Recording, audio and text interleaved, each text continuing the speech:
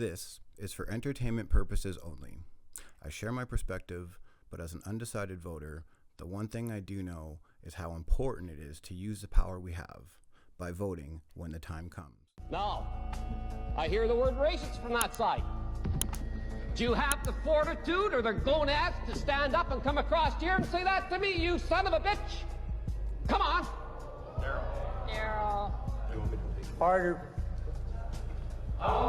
It's my first question period. Please treat me like that new car and don't give it a dent on the first day. Just quieten down, baby. I'm not his baby, and I'm nobody's baby. Order. Indeed, Mr. Speaker, I apologize. It was a chocolate bar, but I apologize. Thank you, Mr. Speaker. Say what that one person said off the record to a reporter. Enough with the woke. Sorry, Mr. Speaker, I take that back. I apologize for my unparliamentary language immediately. I'm very sorry. Consent to table in both official languages the document that was referred to.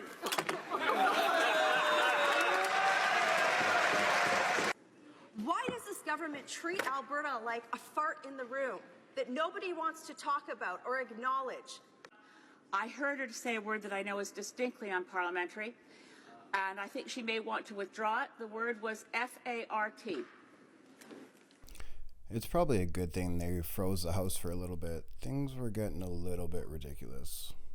Sources confirmed to CBC News that the federal election date will be Monday, April 28th, making this a 5-week campaign that's expected to kick off tomorrow when Prime Minister Mark Carney is expected to go to Rideau Hall and ask the Governor-General to dissolve Parliament beginning the election campaign. The Liberals are now projected to win the next federal election in Canada. That's right, in a stunning reversal of the odds, the chances of a Liberal victory are now at 55%, while the chances of Conservatives winning are at 44%.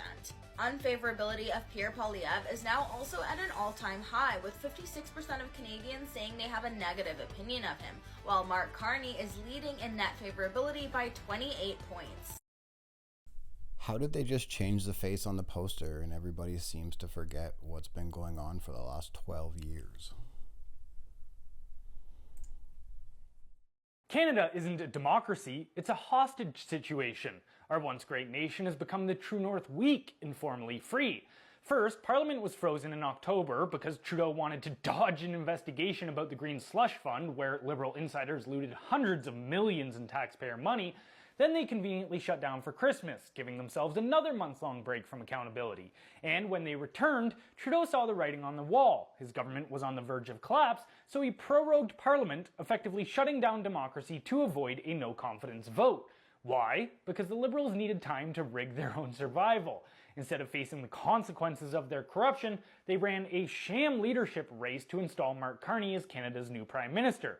Carney wasn't elected by the people, he was chosen by 150,000 Liberal Party members, just 0.4% of the population, in a leadership race so blatantly manipulated that non-loyalists like Ruby Dalla were barred from running.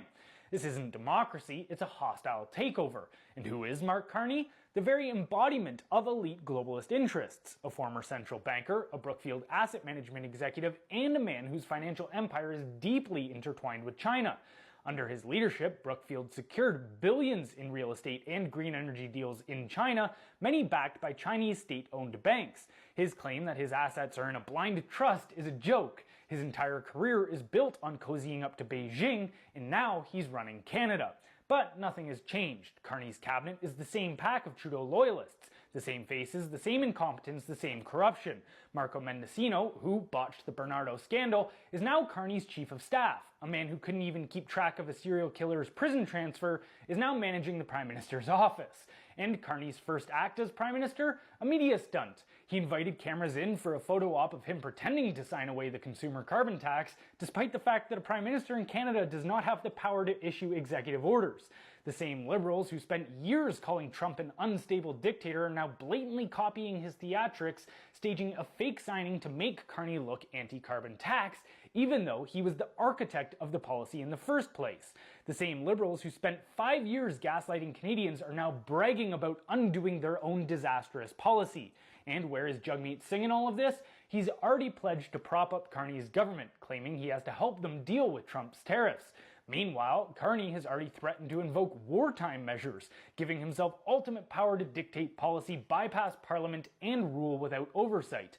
The Liberals spent years warning about threats to democracy, while they're the ones actively dismantling it. Canadians are being ruled, not represented. Parliament was shut down for 6 months so the elites could install one of their own, a banker with deep ties to China and the World Economic Forum, without a single general election vote. If this were happening in any other country, we'd call it authoritarianism. But in Canada, it's just another Monday. He's already talking about wartime measures and emergency acts. He's not even in power yet. It just seems like he's very power hungry and is already talking about being willing to use whatever means possible to make whatever changes he wants. You have not been elected in a federal election yet, and you recently flew to Europe on government wide-body jet at the expense of at least $500,000. So the question I have for you today, and maybe I'll say this before I ask the question, these people around you all paid for that flight, and you've not been elected yet. So will you commit to refunding these taxpayers for that flight? Well, it's an interesting question, way of framing it. Look, I'm going to go back to, I'm going to allude to the question that was asked previously by Mr. Staples from the Journal, and the situation that we're in as a country, which is we are in an economic crisis that's brought on, sorry, I'm going to answer the question, brought on by the tariffs that have been put on Canada, actual and prospective. One of the challenges... The economic crisis was brought on by former Prime Minister Justin Trudeau, and you were his advisor at the time. I think you would find... These people did not create that problem. I certainly... hey, nobody in Canada created that problem. Nobody in Canada created that problem. The U.S. government has decided to put tariffs on all of its closest allies in the trades, and that's what my job is. I'll take that as a no then. No, you'll take that as a very comprehensive answer to your question. He got pretty defensive there pretty quick, and that was just a very comprehensive way to dodge a question, if you ask me. What economic and diplomatic experience do you have to go up against Donald Trump? Oh, quite a lot, actually. So I was the Minister of Jobs and Housing in the Harper government, during which time housing cost half as much as it does today. I helped Mr. Harper cut the GST, cut income tax, cut business tax, and balance the budget. Over my time in Parliament, I've been scrutinizing and studying the books on the Public Accounts Committee, the Operations Committee, the Finance Committee. And if you want any proof that my economic ideas are the best, the Liberals are all trying to pretend that they're copying them right before the election. All the big economic questions of the last 5 years, Mark Carney has been wrong and exactly wrong, and I have been right. I said 5 years ago the money printing would cause inflation. He said deflation was on the horizon. I turned out to be right. I said the carbon tax would drive up food prices, and it did. Drove them up 37% faster in Canada than in the United States of America. I was the first parliamentarian to predict that we would have the inflation crisis, while Carney, Freeland, Trudeau, and others were saying that we would not. I was the first one to be, along with my Conservative colleagues, fighting for pipelines. Pipelines now everyone claims that they support after opposing them for the last 10 years. So if Mr. Carney is so smart on economics, how is it that he was so wrong for so long on all of the economic issues? One thing I don't have experience with is taking jobs out of Canada, moving them to the United States, selling out our resource workers to support Middle Eastern resource workers. That's not the kind of experience that I have, but that's not the kind of experience that we want. I don't remember much about the Harper government, but I know that Conservatives do generally tend to cut jobs and programs. So my biggest concern about them right now is they haven't said much about the changes they do plan to make. I've noticed recently they don't talk about plans they talk about not taking away the things that the Liberals put in place, but they haven't talked about what things they plan to change so that they can get the finances out of the system that they intend to get.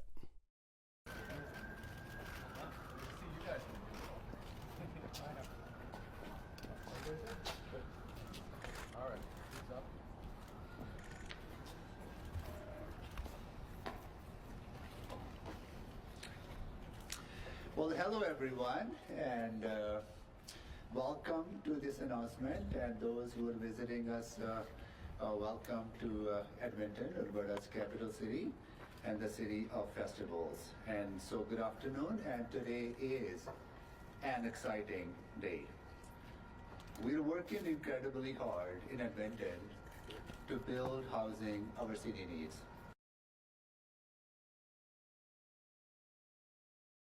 A federal election is going to be called this week in Canada. And no, this is not 100% confirmed, but let me tell you why I think this. So ahead of any election, your major news outlets in Canada generally have an idea that it's coming. And the reason they have that idea is because people from those teams typically leak it to them. And what they do is they use that information to pre-schedule media interviews and get panelists and all of those things situated so that they can have news coverage with political talking heads giving their takes. So while I can't confirm with 100% certainty that an election is going to be called on Wednesday, what I can confirm is that multiple news outlets have already reached out to me for comment, which is not unusual. I've done lots and lots of media interviews before, especially as it relates to politics. And what makes this even more likely that it's going to come right away is the fact that we are prorogued until the 24th. So Mark Carney essentially has a couple different routes that he can take. He can call an election and attempt to secure a mandate through the electoral base in Canada, choosing him to be our next prime minister, or he could attempt to go back to the House of Commons, introduce a new speech from the throne, but he would need the support from the other parties to keep him in power. So essentially a new confidence and supply deal, because he needs the confidence of the House to insert a new mandate. And to be honest with you, I can't see him doing that. So an election very, very soon is likely. It just depends on what day, and I truthfully think that's going to happen this week. And of course, I will be here through every step of the election process, and the minute I know that the writ is going to be dropped, I will let you know. So hopefully it gets confirmed sooner rather than later, and the first people I will tell will be you guys. So as always, let me know what you think below, and follow me because I'll keep you updated. So I got a couple bills here with our monopoly money here in Canada. This one was issued in 2012, 2012, 2012, and 2012. M. Carney or Mark Carney. Interesting. M. Carney, Mark Carney, I'm not sure. But these ones are signed different. All produced the same year. What the hell's going on, homies? Let me know in the comments. Canada has a big choice coming up, Mark Carney or Pierre Poilievre? Who's the best choice for Prime Minister? Let's break it down fast. Mark Carney, the financial genius Carney, is a global economic expert. Former head of the Bank of Canada and the Bank of England. This guy knows how to handle financial crises. Strong international connections, great for trade and investment. Understands inflation, recessions, and financial markets better than almost anyone. But he's never been in politics. Running a country is very different from running a bank. So, a money expert, but does he have what it takes to lead a nation? Pierre Poilievre, the political fighter Poilievre? A career politician. He's been an MP since 2004 and knows Canadian politics inside out. Great speaker, knows how to connect with voters. Understands how government works and how to push policies through. But he's not an economist. Can he handle global financial crises like Carney? So, a strong political leader, but does he have the financial expertise to steer Canada's economy? The reality check, who's winning? Right now, Poilievre leads in the polls. But the Liberals, with Carney, are only 1 point behind. This could go either way. And with Trump possibly shaking things up in the US, Canada's next leader has a huge challenge ahead. Who's the right choice? If Canada's biggest issue is the economy, Mark Carney is the guy. He's got the global financial expertise. But if Canada needs a strong political leader who knows how to win elections and push policies, then Pierre Poilievre is the better choice. What do you think? Who should be Canada's next Prime Minister? Drop a comment, Let's debate. Like, share, and follow for more. Just think for yourself and make your own decisions, and don't be skewed by the BS in the media. If you're a Canadian and you've always been left-leaning, but this time you're considering voting for Pierre Poilievre and the Conservatives, this is for you. In the past year or so, I myself have kind of started to like Pierre Poilievre. He's saying all the things that people want to hear. He's, dumping on the Liberal Party, and they deserve all that, sure. And especially when it's between Justin Trudeau and Pierre Poilievre, it's like, obviously, Pierre Poilievre is the better choice. But now that, someone like Mark Carney has entered the race, it's really made me snap out of my sort of Poilievreism. I think a lot of us are falling under this Poilievre spell because he's kind of saying everything that we want to hear. But when you actually think about it, let's compare Poilievre and Mark Carney. Poilievre is great at saying things like, let's cut the taxes, let Canadians bring home more of their paycheck, axe the carbon tax, make it easier to build homes, less bureaucracy, and all of that sounds great. But there's a missing connection in the middle between cutting taxes for businesses and for home builders and getting that money back into the pocket of the people. He doesn't actually explain how he's going to ensure that the money that, the tax cuts free up actually get back to the people. How is he going to ensure that employers and everybody else in these big companies are not just going to pocket that money and continue to price gouge us? There's no connection in that platform. He's describing trickle-down economics, which is its own thing, but he doesn't describe how that's actually going to benefit Canadians, how it's going to get them more affordable housing, better paychecks. He just relies on slogans. Then you look at someone like Mark Carney. Yes, he's a little tarnished because of his association with Justin Trudeau's Liberals, but at the same time, he led Canada out of the economic crisis in 2008, and then he did such a good job that England wanted him as governor of the Bank of England. They've never had a foreigner do that, but they wanted him because he's good at that. Then on the other hand, you have Pierre Poilievre, who is a career politician, doesn't have any real experience there leading a country or anything of the sort, saying all these slogans, which we want to hear, literally just pooping on the other guy, which is fine, but when your policies don't make any sense, come on guys, let's just... Last thing, when someone is so eager for power and has been campaigning for so long and has wanted to do it since they were 10 years old, someone kind of like Pierre Poilievre, it's kind of sus. What you really want is a hesitant leader who hasn't been, plotting and scheming to get into power for years. You want someone who kind of sees that their services are needed and offers himself up as a humble servant. And I really see Mark Carney as that kind of guy. I don't think he's been thinking about running for prime minister for years and years. I think he saw that the country needs him, and that's why he's offering himself. And I like that. Somebody had to say something positive about the guy. After Canada. I mean, I look at some of the deals made, I say, who the hell made these deals that are so bad? So bad. The trade deals with Canada, they're so bad. He's just looking and saying, who made these? Ladies and gentlemen, don't get ahead of me. Ladies and gentlemen, for your dining and dancing pleasure, come with me into the Wayback Machine to 2018. I give you the culprit of the terrible deal with Canada. This morning, President Trump signed a new trade deal to replace NAFTA with the leaders of Mexico and Canada. The best trade deal they say ever made. No! A deal done by Trump's greatest nemesis, Trump. Something that my government is going to do is to use all of the powers of the federal government, including the emergency powers of the federal government, to accelerate the major projects that we need in order to build this economy and take on the Americans. A lot of celebrities and met kings and queens and popes and name it, right? I have had an incredible privilege, but at the same time, I realize one thing. It's all an illusion. The titles, the accomplishments, it's what kind of human being are you and what's left when the spotlights are off, and how do you talk to yourself in your bedroom when nobody's looking? That's the human being I want to meet.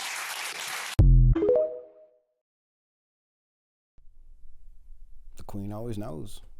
I hate to say it, but Queen of the House always knows the truth.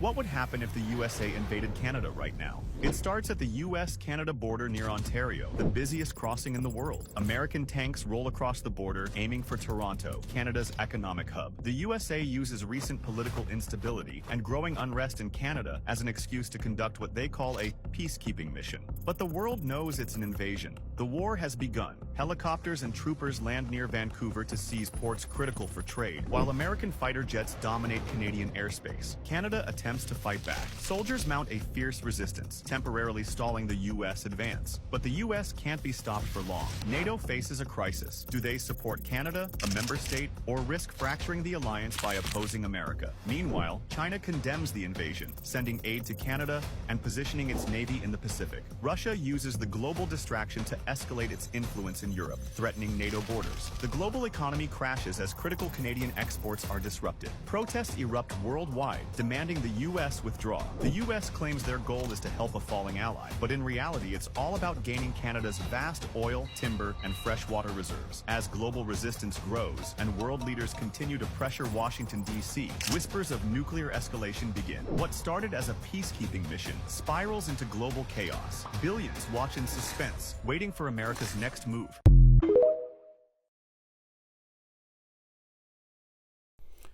Is it really China that comes to our aid? Like, we don't hear about it much, but I think the Canadian government might be in a little deeper with the Chinese government than we think, but that might be pushing the conspiracy stuff.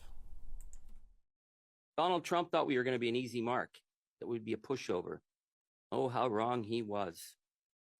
And now Canada standing up to him has made Canada the front line in the defense against the MAGA ideology. So no wonder Donald Trump and MAGA are feeling pretty angry at Canada.